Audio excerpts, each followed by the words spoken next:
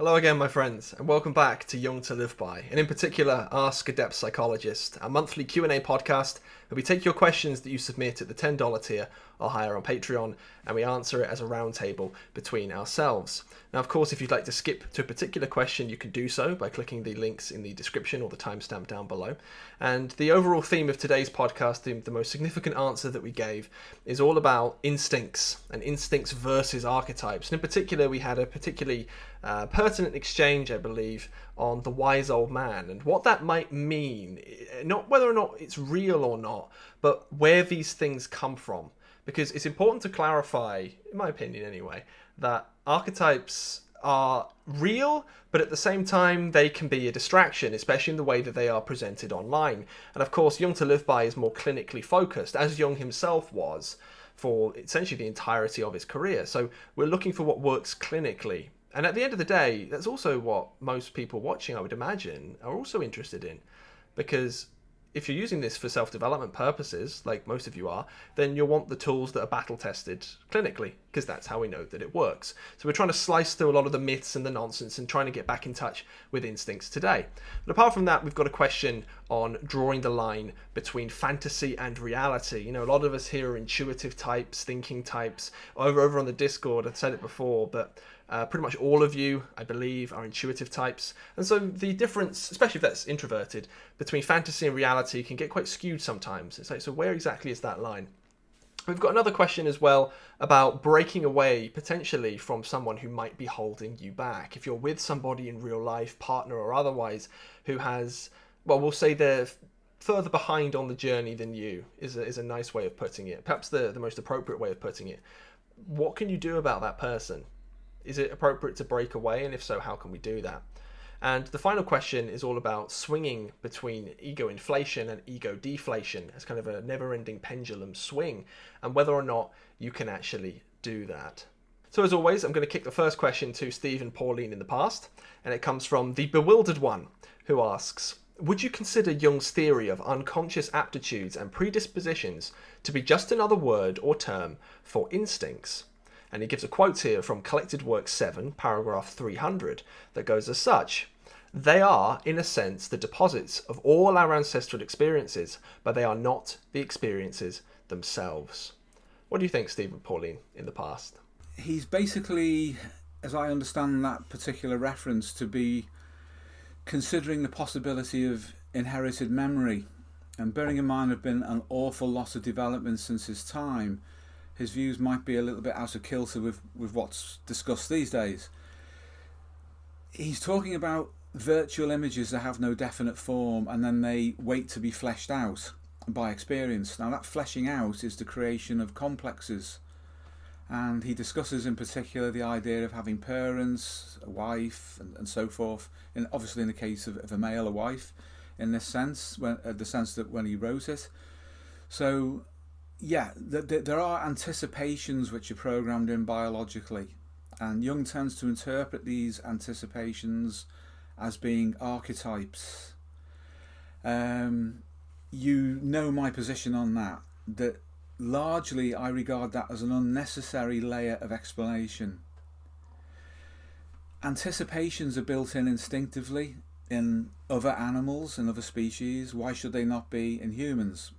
Why do we have to have another layer added on, which actually is something of an abstraction or even a barrier to accessing the fact? I agree absolutely that it's the case that these things exist. It's just, what are they? And as I've said before, instincts are too narrowly defined, and there's a hangover from the 19th century over that.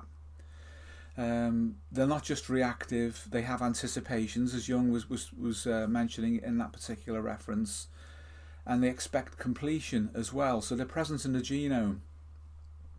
And the phenomenon of prepared or contra-prepared learning, which is well understood in psychology now and in ethology, demonstrates that images are present in the psyche, if you like, or certainly in the psychology and in the nervous system, and therefore in the genome of animals. Battery hens, for example, who have been raised for several generations in an unnatural environment and not exposed to predators, when somebody runs a stuffed hawk along a wire above those battery hens, they freak out on sight of it because the image is already hardwired within. It's an explanation for arachnophobia, fear of snakes, and other such similar creatures that would have been, both of them, serious threats to human beings in the past. And people who live in Ireland, for example, where there are no snakes, and if their genome, if you like, has been in Ireland, if their ancestors have been in Ireland for perhaps several thousand years, they still react to snakes. They still have that phobia. And when you think that snakes have been around at least since the Cretaceous period, which ended 65 million years ago, and spiders have been around for something like 300 million years, it's not just our species, but our ancestors who were predated upon by snakes and spiders. Hence, we have a tendency as a species to react in that way built into us. So there must be images inborn. And when you think that significant relationships like parents and reproductive partners, what we call in our human society perhaps husband and wife or significant other, then the anticipation of them psychosocially and biologically for reproduction is bound also to be represented by an innate image. But I thought, interestingly, the fact that those chickens would respond to a hawk as a complete image rather than a virtual image, it was instant. It was as if the image of the hawk was already in there in its totality and did not require modifying experience in the environment. So there's a lot to consider there, an awful lot to consider, because with prepared learning, as behaviourists would understand it, and as some ethologists would understand it, then the entire image must be present. It's only Jung who seems to be saying that it's a virtual image and it hasn't been fleshed out. It might be more accurate to consider that it's an image which has plasticity built in and it can be modified by experience within the environment. This would work with the anima or the animus, for example, insofar as you have a general type or image, which I think Pauline would agree with me that in this sense would be related very much to the idea of a Platonic form. And Jung was influenced by Plato. He borrowed the term archetype from him, for example. But that notion of a virtual image which can then be modified by experience would produce a complex. So I think it's open to some debate, and it depends on how you organise your thinking and how your own experience in life with yourself and perhaps with others, if you're working clinically, would indicate to you whether that image is completely virtual or not. Jung did talk about an anima type, didn't he, as well, and that would include an animus type too, because you're not going to get one without the other. It wouldn't make any biological sense. So there must be that broad-based type. And then there's also the idea, potentially, which I've certainly experienced in working with people, that there can be an inheritance of a specific type that's passed on, and that could be through learning or it could be innate. Very interesting overall, and it's a good question because it does cut right into the heart, potentially, of whether archetypes as they have been traditionally described are in fact real, or it's just that instincts aren't properly understood, and instincts include archetypes. As Jung himself said, they are perhaps the spontaneous self-portrait archetypes of instincts. If that's the case, do you even need to talk about instincts in that way? Remembering, of course, that Jung also described, following on from anthropologists and sociologists, the notion of collective representations within culture, which of course are then acquired and brought within, and then become attached to these deeper structure images, which in my view are propelled by instinct directly from the genome and acquire a specific image as they emerge or just before they emerge into consciousness. And some of that will be the so-called virtual image, and some of it will be as a result of learning and exposure to a specific culture at a specific time. So it's probably far, far more dynamic than it's been given credit for in the past. And this is where I think a biopsychosocial perspective is so important, because it gets you away from the reductionism either of biology or psychology or of socio-environmental factors. They're a continuum of interacting systems within which information freely flows and is modified too. But of course, the subjective experience is going to appear initially to be purely psychological. That's a really good answer, Steve. Actually, to be honest, I can't add anything more to that, nor would I even try. Except if someone was to come to you, for example, I do have a question actually. So when Jung described stuff like the wise old man, for example, as being an archetype, obviously we have an anima and an animus, and they're at the archetypal layer, and so is the shadow. What about the wise old man? Because I never heard you comment on that, but Jung did say that it was a real thing. Of course, you don't integrate your inner wise old man, but what biologically anticipated situation would that be, for example? Because I can't quite think of one off the top of my head. I think it's fairly simple, actually, and no disrespect, but if you think of a paleo-human, an old human evolutionary environment where you have the beginnings of culture being passed on through learning, then the elders of the group or the tribe, male and female, are responsible for passing on social learning, which modifies the biological substrate. This then will become acquired or adapted to the survival instincts, incorporated within it, and you can then say that that's an archetype. Well, it's certainly a modification of instinct, but it becomes adapted to instinct, and instincts serve and deliver that image, if you like, from within, but it has to correlate with that which is without. In other words, the environment has to facilitate or allow that to happen, otherwise it would die off. You get a phenomenon too called instinctive drift. If you modify an animal's behaviour away from its normal instinctive patterns through conditioning, it's quite easy to do. After a while though, resistance appears from within the animal, and it starts to drift away from its conditioning unless it's continually reinforced. And the reason for this is because it doesn't serve the needs of instincts, and the animal wants to survive, or its genome wants to survive, and the animal's behaviour then is pushed towards survival. So anything like that has to be passed on culturally, and then it has to link with something which is deeper. Then you get a resultant image, which I would prefer to call a deep structure complex. Not one that's normally associated with ego consciousness, but is very deep. And it's very deep because it's attached directly to instincts, in this case for survival. Because the only reason to have culture and to have extended family groups, if you think of an anthropological perspective, is for survival. And this is where anthropology has a heck of a lot to offer depth psychology. They play in the same playground, if you like, but they've got their backs to one another and don't talk to each other enough. But it's the same human experience.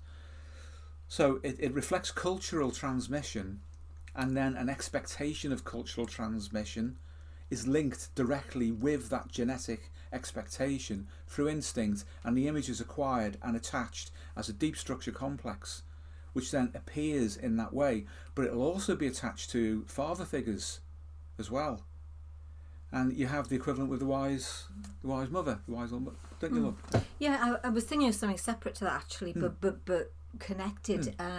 The psychiatrist and Jungian analyst we were watching last night, because you're kind of emphasising the psychosocial aspect of things, which of course is incredibly important. And I think he was talking about creativity, yes, and about myths and legends and so on. But the way he spoke about them, he wasn't. I think we said, well, the point at which they become that, they're already out there. Psychosocially, they're already out there in the culture. Yes. Whereas the way it was described was as if somehow those things were within, but they weren't without. Right, got you. And I just thought that might be something relevant to comment on. Yeah, I think that actually supports what I was saying. Yes, insofar as some things do originate in culture and then they're acquired as a deep structure complex. That's what I mean, which sits on top of the instinct. Yeah. And because it's relatively deep structure and it's collective because it's referred to the group at the tribal sociocultural level, it appears to be collective in an internal sense. But the only way that it's really collective internally is it supports instincts for survival and for maturation and for caregiving, nurturing and so forth. So all of those factors, those real deep structure, instinctive, unconscious factors are present and active, and then they are, if you like, interacting, colliding with the environment, and they produce a deep structure complex which is a mirror of the culture. And normal individual consciousness, which is very small really when you think about it in terms of the totality of your genome certainly, and also of wider culture, which is a multiplication of individuals. So it is truly a collective psyche, but extrinsic to the individual, you have those two factors, and then the resolution of that contained within the consciousness of an individual, which is the apperception of a fleshed out image from instinct, which people call an archetype. But even Jung was careful to say that's only the archetypal image, not the thing in itself. And for Jung, this thing in itself is so elusive you can't find it, but you can find the instincts. They're there. And he did admit that these archetypes are the self-portraits of instincts, which begs the huge question, is this even necessary, talking about archetypes? Well, there's a resistance to kind of paring things back, it seems, doesn't there? And just using Occam's razor and accepting that it may be possible to explain things more simply. And you know, it's a more user-friendly way of understanding things too. It is. It's got more currency for today and with the wider world and with other disciplines. Yeah. One of the shadow elements of a Jungian approach and of all depth psychologies is it does tend to inflate ego consciousness, and it's so subtle in the way that it does it. Very often people don't even notice it's happening. And that inflation causes them to become more unconscious, not more conscious. The over-acquisition of symbols doesn't do your consciousness that much good at all. In fact, it tends to lower it. And we know this because of our skills in hypnotherapy, for example, where any competent hypnotist will know how to manipulate that. And not only that, but salespeople, politicians, internet gurus, all these people will know how to manipulate people en masse by reducing their consciousness, reducing their discriminative powers with respect to their awareness, by shoving symbols at them. Yeah, absolutely. I mean, I'm just thinking about the question you originally asked, James. It made me think too the kind of difficulty people get into with respect to the anima and the mother complex. You know, and are we talking about the same thing? How are they connected? All of those sorts of problems that come when you've almost got too complicated an explanation for things. Yeah. How do you discriminate between that's right. the mother the mother complex, so called, the mother archetype, so called, the wise old woman, so called? Yes. You know, it's like, well, hang on a minute, who's, you know, what the heck's going on? Yes. If this were a chess game, you'd have all these pieces in play and you'd have an overall view of what's going on. But what happens, it seems, is that people decide which piece they want to play, take it off the board and put it on another board and play with it there. Yeah, becomes very desiccated exactly. At that point, it's reductionist. Yeah. It's reductionist, and it's not that simple because the underlying pressures, as I say, are instinctive, and instincts aren't single things, they are entire situations. And when these archetypes turn up in their natural environment, they're cultural. They're in narratives. They're in myths. They're in fairy tales. And if you look at, you know, Grimm's fairy tales or any of the others, as Pauline's pointed out in previous podcasts, it's not archetypes that are at work there. It's instincts. Usually, or almost 100% so the case, it's a story or a tale of when instincts fail, in the sense that we haven't attended to them, that leads people into trouble. It's not about archetypes at all. Instincts. It's worth thinking about. Yeah, that was going to be my so the whole idea about this wise old man, wise old woman sort of conundrum is exactly as you were saying. It's like, where's the difference between that and the father and that and the mother? Because it's transmission of knowledge and transmission of wisdom, because they're both wise, that's primarily done initially by the parents. So it's like, where precisely is that separation? So it's that idea of why we need to have, first of all, the separate layer, and that this has to be a distinct thing, independent of mum and dad. It's just stuff like that, which kind of, thinking about working clinically and thinking about self-development, regardless if it exists in biology as such, it's confusing to me. It's like unnecessary complications, unless I don't understand it, which is perfectly possible. I think you do, and it is an unnecessary complication. It is, and most most of the people watching are more than capable of understanding very, very complicated ideas. In some regards, that's the problem. Yeah. Because you can just tie yourself up in knots with these things, and because Jung has so much currency now, and he appears to be such an authority on these things. Very, very difficult for people to let go of these ideas or to challenge them in any way. And yet they do need revising, they do need updating. They do. There have been massive developments in anthropology, paleoanthropology. The new discoveries there, which go against the resistance of the old. I mean, when we were homeschooling our son, he was very interested in paleoanthropology.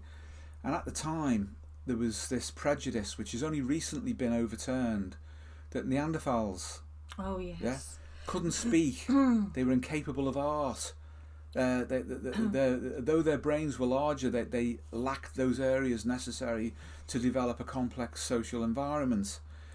And they also were held to have spears which they didn't know how to throw. So they would run along and stab a mammoth in the side or something like that and then get crushed. And the argument for that was that they were finding a lot of Neanderthal males with signs of fractures on the body, which suggested a big impact and all the rest of it. And Gareth was very fortunate, actually, because he was given some private tuition by a Yale paleoanthropologist, PhD. And she was a very nice lady, but she had these prejudices built in.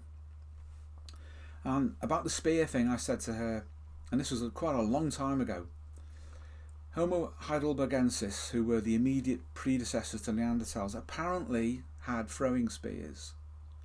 And then the Neanderthals evolved from them, but somehow forgot how to throw spears. And I said, well, that's unlikely, don't you think? Very unlikely. Bearing in mind the heidelbergensis also built temporary shelters and structures. They obviously had a community and a sense of being able to do that. And it was like, well, they could throw their spears and not get themselves hurt, and animals, but Neanderthals were stupid, but survived for hundreds of thousands of years, adapted to their environment, and were able to tackle large prey. So I said to them, there's another angle on it. Now we've got Maasai who hunt lions, and that's part of the becoming of a man in front of their peer group. They go out and hunt lions. And it was done in ancient Greece. Alexander the Great's time as well. They had to go out and hunt lions. There were European lions in Macedonia and the Balkans at that time. Is it such a huge leap to think that it may have been part of the culture of Neanderthals to go out and confront these megafauna, these big beasts at close range in order to prove themselves? She didn't want to know that. And she also didn't want to know that they could speak or anything like that. Well, a lot of the prejudice against them is based on how they appeared physically too. Yeah. It's almost a narcissism in the culture that says because they looked that way, that they couldn't have been intelligent. Exactly. I said to her, that's an example, and I invented the neologism of speciesism. Yeah. Never mind racism, it's speciesism. Yeah. And now, since the genome of the Neanderthals has been produced, we know, for example, they did breed with modern humans. All modern Europeans carry a percentage of Neanderthal DNA. And even some of us have Denisovan DNA, another species that wasn't even known at the time.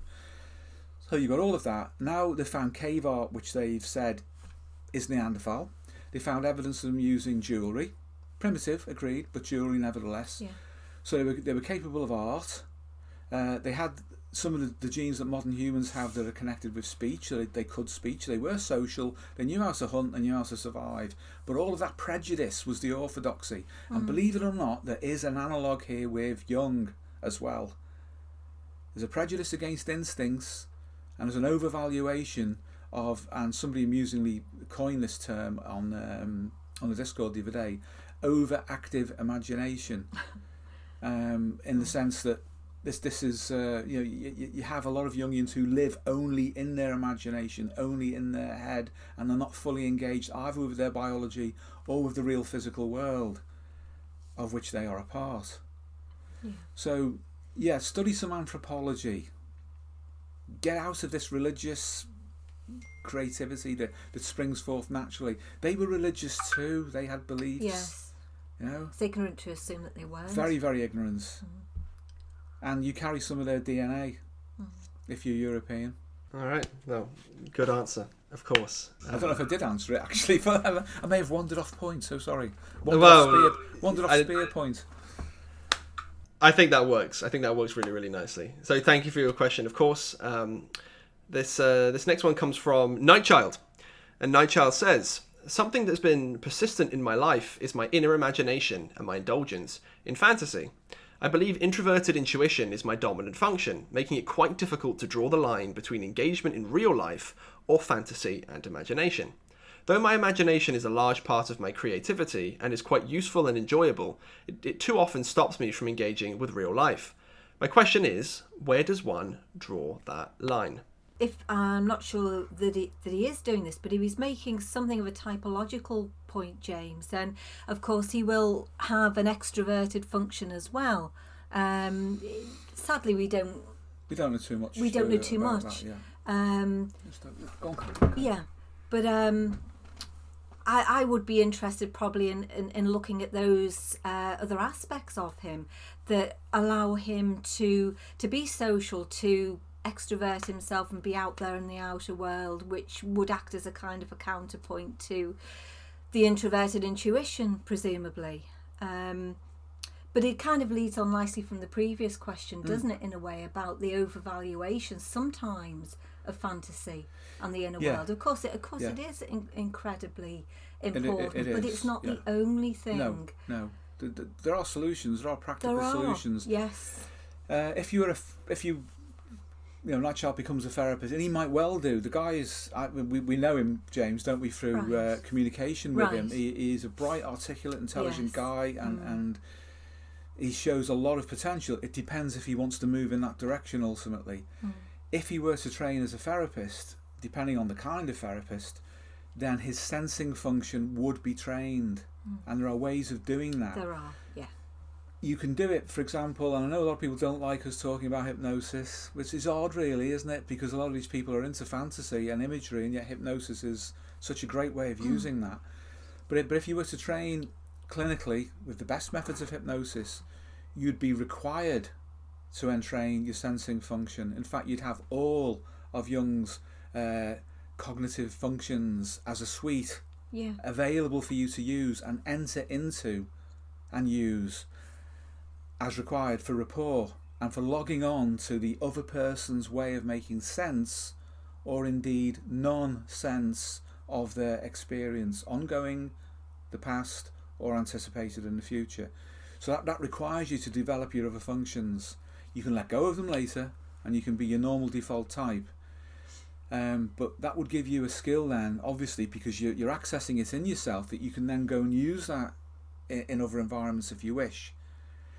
But it's a common problem I've seen, and I think Paul would agree with me on this, that when people get processed primarily through typology, it becomes a cage and traps them as if there is no other way. And yet the vast majority of people in the world navigate their way through life and don't know anything about typology at all. No. And that includes adapting themselves or readapting themselves to others. So if you over-amplify that as a theory and then entrap yourself within it, the way out is actually to train your other functions, and there are very simple ways of doing that. Very, very simple. So I'd recommend that he has a look at that, but not to lose the positive side of what he's got. Because even in an evolutionary sense, intuition is really valuable because it gets beyond the immediacy of the moment. And people with intuition would have been very, very useful within a paleo-human group because they could see round corners, they could see ahead. Yeah. They would be the shamans, probably. Yes, probably, yeah. You know, if it's introverted. If it's extroverted, they would be going out seeking out new opportunities in the environment. Whereas the extroverted sensing types would be going out and dealing with the immediacy and the practicality and so on. So you can see how the function types would have evolved and been selected for, and there would have been enough space for all of them. But if you want to develop them yourself, consider this first. They're all related to ego consciousness. They may be latent, as in being unconscious in and of themselves as you go further down and deeper into that stack, but the unconscious does not have a type. It paradoxically has all of them and none of them. Consciousness has a type, and if you make them available to consciousness, you can use them. The unconscious is a completely different thing, very different, and it has its own rules and its own way of interpreting things. So if you're finding introverted intuition useful, great. If you're finding it a problem, then you need to develop something else to counterbalance it. There are practical ways of doing it. It will help you in the inner world if you allow the unconscious to communicate with you on its own terms and do not interpret it through any of your cognitive functions. Just let it tell you how it wants you to experience it and how it wants you to receive its communications. That's polite. Very, very important to be polite, because otherwise, unconsciously, the ego has become inflated and knows only itself and values only itself and only its way of communicating. So yeah, practical skills, practical techniques, they're available. You can do it. But you know, you're really good at what you do, actually. I mean, I've watched the stuff that you write, and we've both enjoyed the questions that you put forward. Yeah. Night Child, so yeah. Do you or James know Night Child's type, interestingly? I don't. You don't? I don't know. You I know. know. If you're on the Discord, you'd know. Right. Yeah, no, it says obviously introverted intuition is the dominant function, so that narrows it down. Yeah. So, you know, the thing that we're not looking at there is you know, T or F extroverted in some way. You know, we're not looking at the thing that is less well developed, and that could be useful. Oh, it would be. It'd be very useful. Yeah. Perhaps if you could let us know on the Discord, that would be help, brilliant if you didn't mind. Yes, and then we can maybe answer a bit more fully. Yeah. Sorry if I wandered off general track there. No, that's again another really, really good answer. I will say as well, when you're saying, for example, people are the biggest fans, or some people that we've seen are not the biggest fans of hypnosis. Well, as the people are giving feedback now on the manual that we released a little while ago, and some of the feedback has been, and by that I mean the experiences people are having are basically like, the general pattern seems to be this, like, well, I was skeptical going in, you know, what's real, what's my unconscious talking to me, I don't really know what's going on, I'm just drawn to it. And then, wow, this really worked. My fingers started moving. Images came to mind when I asked. The unconscious was a proper communication. I was really well rested. And it's like, it works. It does. I mean, we were saying this morning, Steve, weren't we, that with that, if it's executed properly, you get speed and depth simultaneously. And let's be honest, you know, I'm not saying necessarily that speed of outcome is, you know, is the only important thing, but you know, by and large, when people are suffering, they'd rather not wait to get better. So if you can deliver on both of those, on the speed and the depth through a single method, it's at least worth considering. Yeah, well, definitely, yeah, without a doubt. And it isn't stage hypnotism. No, you know, it's it just isn't, and there's an awful lot to learn about it, isn't there? Yeah, hypnotherapy is not one thing. No, it isn't. Just like psychotherapy is not one thing. No, they're completely different. In psychotherapy, if you were to get a CBT therapist, a Rogerian person-centered therapist, and a Freudian psychoanalyst in the same room, you'd think you had 3 different species of people. You would. With 3 different species of psyche. Yeah. Because they can't communicate at all. Well, hypnotherapy is like that too. Mm. And if you don't know, you don't know. Mm. That's just the way it is. But if you do get the right material, you know, in terms of your training, and then the right experience, it does open your mind. And one of the problems I really do think with a lot of introspective psychology and psychotherapy is that it is unknowingly egocentric. Mm. It expects the psyche to talk in the way that it wants it to. It's actually hypnotic. Yeah. You're hypnotised on the inside by images, aren't you? Yeah, and, definitely. definitely. And in a way, that's a nice little way to cut through hubris. From the perspective of the unconscious, of the ego is insisting that it communicates in a certain way. It's okay, I'll do that then. Yeah. And then, as Pauline says, the unconscious will hypnotise you from within. So you're in an also suggestive hypnotic trap where the ego expects to see the mirror of itself in the unconscious, so that the little self becomes the big self. The ego expects to see a bigger version of itself called the self. And it's some kind of psychological thing which has a correlate externally in the social environment in the form of a religion or of a guru or of a dictator or whatever it is. It's just inflation of the ego. What you need to do is to go in and ask humbly and openly how the unconscious wants to communicate with you. If people can stoop enough to do that, they can lower themselves enough, they can have the humility necessary to do that, and you'll solve a lot of problems very, very quickly. Yeah. You'll find that someone else, this second center of the personality that Jung talks about, really is there, but it wants to talk on its own terms. Okay, well, thank you, Nightchild, for that question, as always, and best of luck to you, of course. The third question today comes from Hubert, and Hubert says, question time. You're individuating. Hurrah! 10 years of stupid suffering is being resolved. No longer are you tied to your fake outer persona. Fantastic. However, an ominous storm is approaching. You find yourself in an environment living with a person who has a false persona. It is draining. Any advice other than to get out? Note, I can't change my entire life in a second. Hopefully I'm on the right path, and hopefully myself will shine through, but I do have this problem.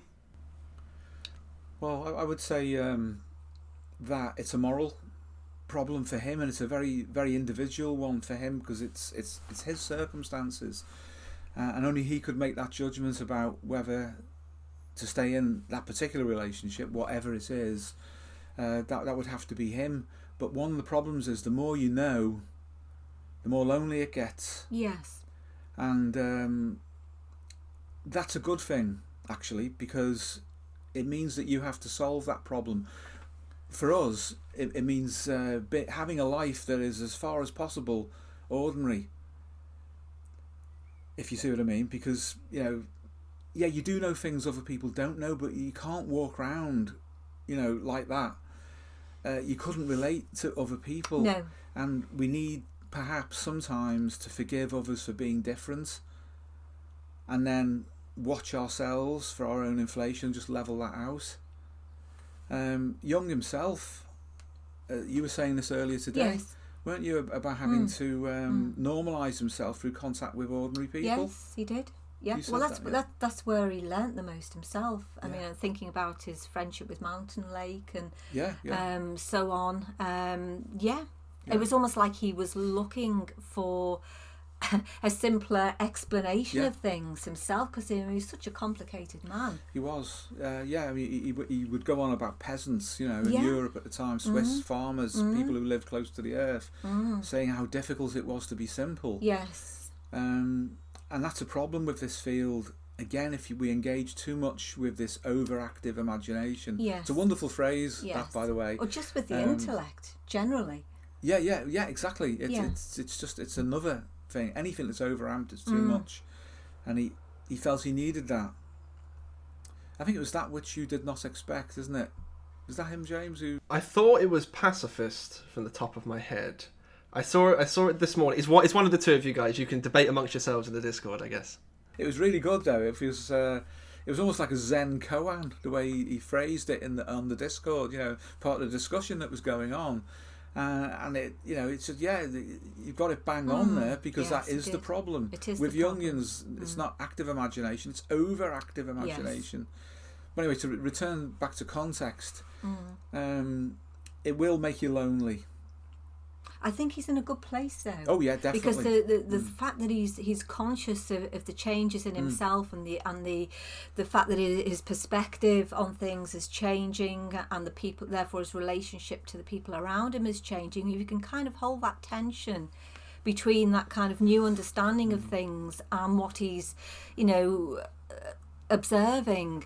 Then eventually I think the solution will become clear. It will emerge from holding that tension. I think from what he says, it's probably, and from a practical point of view, probably too soon to be able to actually make a decisive choice about that. But the fact that he can hold that in consciousness, I think, is incredibly valuable. It might be a bit uncomfortable for a time, and he might just have to sit with that and see what emerges. But he sounds like he's on his way for sure. Oh, definitely, yeah, definitely. And you know, I think you do find, he talks about this sort of fake persona. I think when you do start to see things differently, it can be uncomfortable because you make new observations, don't you? You see things literally with a new lens. You do, yeah. At each stage. At each stage, yeah. At each stage, you realise what you didn't know before, and it's dramatic, and other people around you didn't even know what you knew before that you now know you know more than you knew before. Yes. So it just compounds itself at every stage.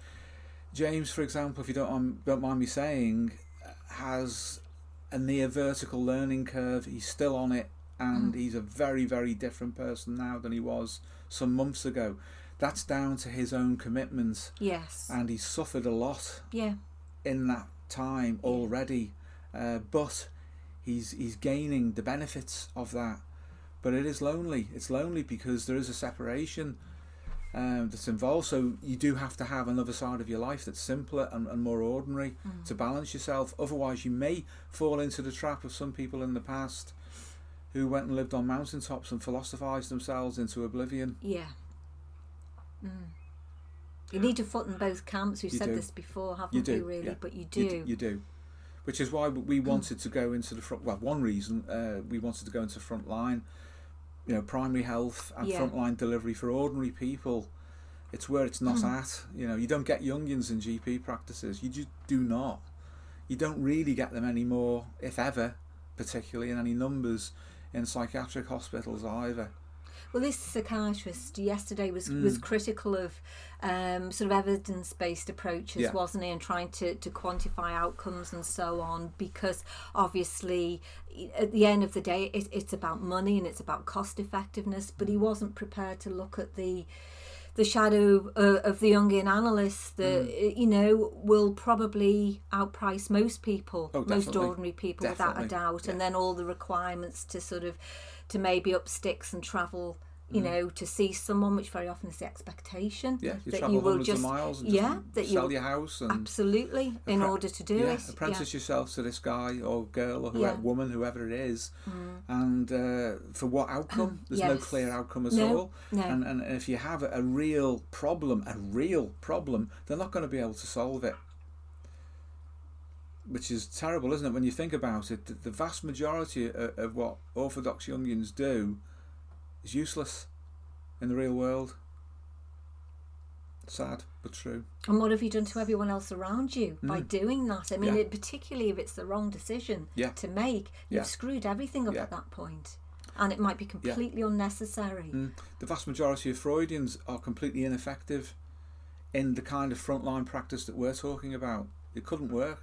Well, we know somebody who's trapped in a transference relationship with someone, don't we? We do. We know someone who's can't mention any names. Won't even mention the gender or where they are. No, would never do that. But someone that we have known well as a friend, who is in a transference trap with a very senior British Freudian psychoanalyst and can't get out of it.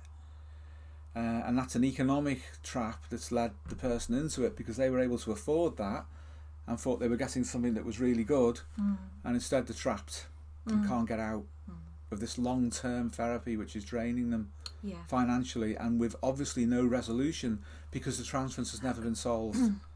And yet they encourage the transference to keep you trapped. Terrible, isn't it? Being farmed, not good. Yeah, it is. It's absolutely stunning because obviously I was into Jung for a while, and you can think that studying that type of thing can help you. It didn't for me at all, and it didn't take much from you two. That's not to discredit you two at all. It's merely to say how simple it can be to get me up and going. And like, I've left some old videos up of myself, and you can track my own development deliberately. I changed my mind on a lot of things, And you can see, for example, when you've mentioned, Hubert, about a false persona, you can see how my persona has changed. And it began as very much an over-the-top, very, very, very false thing. And naturally, it's relaxed down a lot more.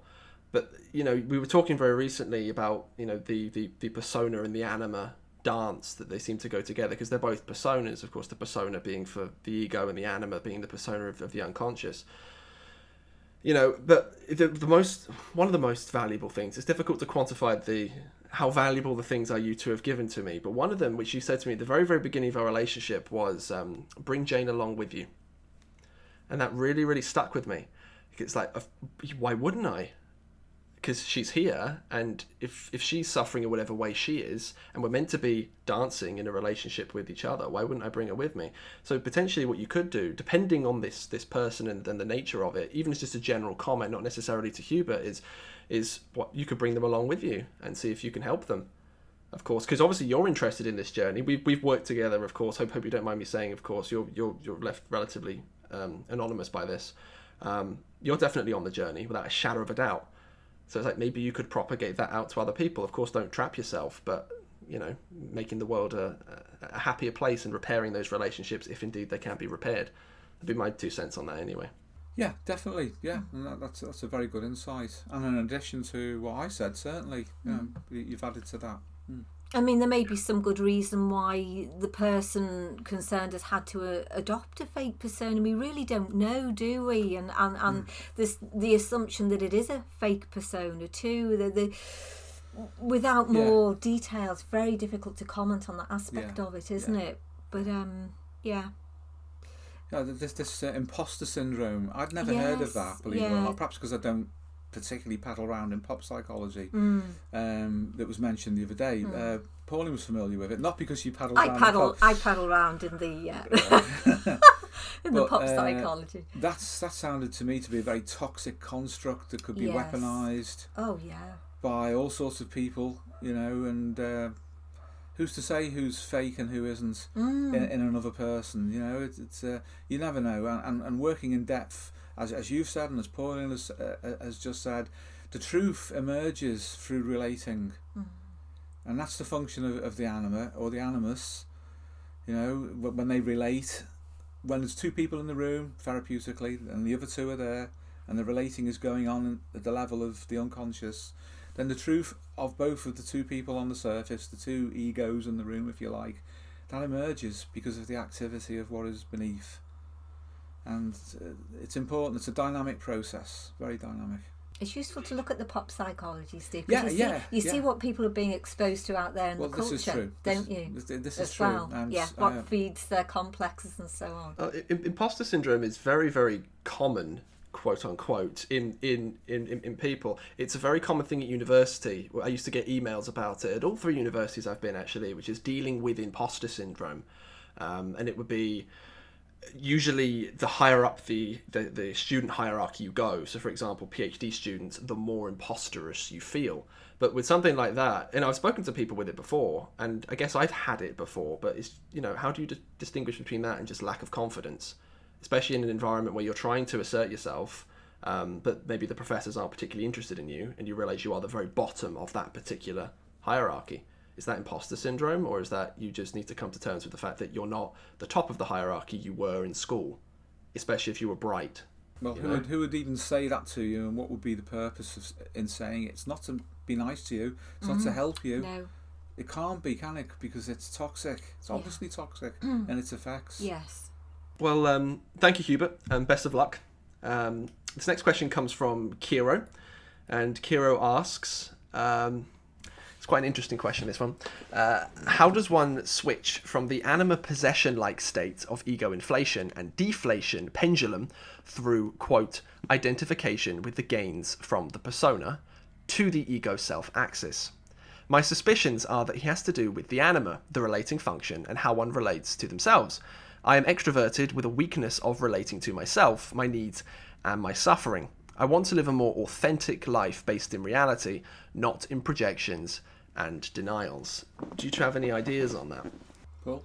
Well, I think just from a purely typological point of view, and obviously I don't know this is this person's type, but they almost appear to be suggesting that they have extroverted feeling, which of course goes out to the environment and to people. And I think it's very easy for extroverted feeling types to neglect themselves, because the focus is nearly always out there on other people and their well-being and making things good for them, and so on. So it just depends at the level, really, I think, that you would want to sort of come at that. But yeah, I mean, that would be a good starting point, wouldn't it? To see if that's partly what's playing out here. Yeah. It needs grounding, doesn't it? It does, yeah. It's almost too complicated. Yeah. He's definitely showing he has a grasp of theory, and I've no doubt that he can articulate the ideas. Where he seems to be suggesting his problem is in application. It's at that point I think you should withdraw back from theory and start to distill out some fundamentals, like Pauline said, about what's his type first of all, then pull away from the theory and start to look for, dare I say it, simple answers, because the solution will be simple ultimately, and it will be away from the theory, and it'll be action orientated as opposed to being theoretically orientated as well. You can explain it afterwards in terms of theory, but going through it will just be probably a few subtle changes once that basic compass has been worked out. Established. Yes, yeah. It may simply be that, you know, he's not using his auxiliary function enough as a break on yeah, I'm assuming here that we have extroverted feeling, or like I think you're suggesting, see, there might be some other dynamic at work. It might be useful to look at instincts, and where they may not be being expressed properly, because again, extroverted feeling types are probably very good at riding roughshod over their own instincts, because they're just simply not paying attention to them, to what they might need or want for themselves. So yeah, definitely, I agree. I was just going to say that, you know, I'm sorry, I'm in anthropological mode all right, today. you go back in. Which is a useful mode sometimes. It is. It has adaptive value for a group if some people are really good at extroverted feeling, because they will nurture the group, and in that sense you could say it is to some extent instinctive for some people to emphasize that flow of energy towards others, but there will be a problem because the personally focused instincts will be compromised perhaps if that's overamped. So yeah, it's got adaptive value to have extroverted feeling, and if you're on the receiving end of it and it's genuine, believe me, it's very nice.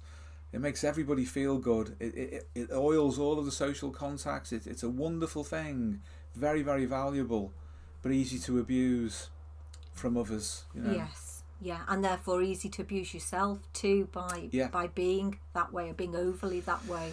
Yeah, it's like with you know, introverted thinking in the case of James and myself in the past, before I worked on other parts of myself, it would be very easy to overamp that and deal with everything that way because it's so familiar. Yes. And then other instincts then become atrophied, and you get back pressure from that. Your instincts will turn on you, your other instincts, because one of them is being favoured over the others, you know, in terms of the overall economy of your psyche. Yeah, I do quite like introverted thinking. It's quite a nice thing. There's a potential other read. Forgive me if your question also answers this interpretation, but just reading over the question again and taking just a few bits out, it sounds a little bit like you could answer it, or he's asking, how do you switch from ego inflation back onto your path towards the self? So in terms of, I mean, obviously the first thing with that is you don't know if you're inflated or not. No, you've got, yes, that's right. There's a basic assumption, isn't there? It is. That's something about pulling away from the theory and grounding yourself first. Otherwise, it's like setting yourself a mathematical problem, a series of equations, which are the theoretical constructs, that one equals the other, so to speak, either side, you know, and that you just process yourself through that and then wonder why it hasn't worked. Well, it might not be applicable in that form. So if I were to work with somebody who came in with those theoretical constructs in place and they had a problem with those constructs, I'd try and get them away from it completely and then reassess what's going on in that person's life.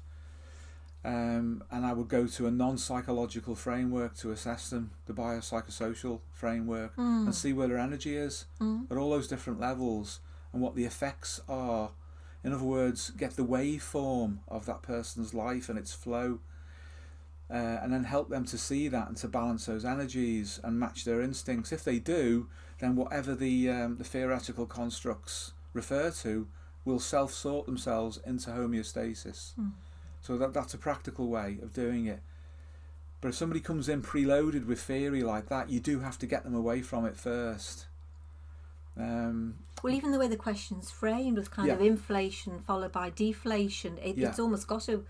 There's a suggestion of a waveform running through that. Yeah, that impacted me, I must admit, and thought that really it'd be better to get away from the theory and just see just what's actually happening in terms of that person's energy distribution. And by that I mean psychological, if you like, energy as well, libido in broad terms, which is life force, you know, Freud, Jung, and see where that goes. A general rule of thumb that's worth having and using, even if only to reject it, but nevertheless try it, is, if you like, by his libido shall ye know him. Oh yes, that is a good one. It is. It is actually. It is. It's one of those little acid tests, if you like, the litmus paper. It'll give you a very good indication of what's going on for someone, how their energy is deployed, what it's going into. It may be that, and I don't mean necessarily in this person's case, but if somebody's overthinking or overgeneralizing from some internalized model, that's where their libido's going, and that means that energy is not available for other things. And then the inflation deflation that he's describing could just be a simple compensatory dynamic within the psyche that tries to pull him away from over adaptation to thinking or feeling, whatever, to do with the theory of life rather than the living of it. So by his libido shall you know him. Where is it? And that works in a lot of dimensions. It works with psychopathology as well, and with even, and I'm not suggesting this at all with this person, but with personality disorders, for example, they reveal themselves very, very clearly through where their libido is. We all do, actually. Yes. And that's why it is a useful concept. Rule of thumb, I would call it. But it strips all the over-intellectualizing away well, doesn't it? Because over-intellectualizing is bad.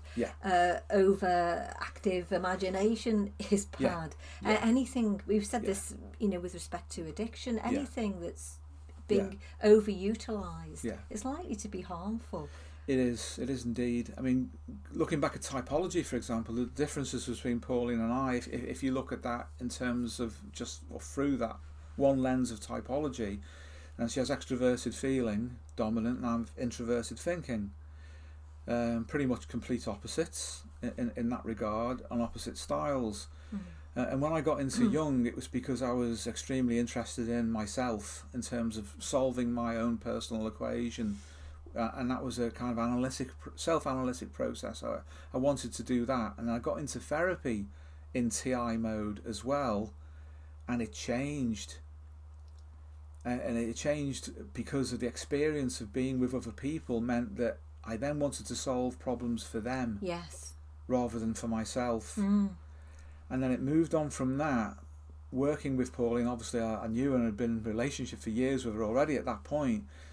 But seeing her working with extroverted feeling meant that I could model wanting to solve other people's problems in that way, rather than it just being a reframing of introverted thinking off myself, problem solve, to problem solve for someone else. I then began to develop my feeling function, extroverted feeling function as well, in relationship to others. And that helped me to develop that suite of options I was mentioning earlier. It can be done faster than that, I now know and I now understand, but in those relatively early days it was more of a case of reorientating type and then understanding how that affects how you relate to people.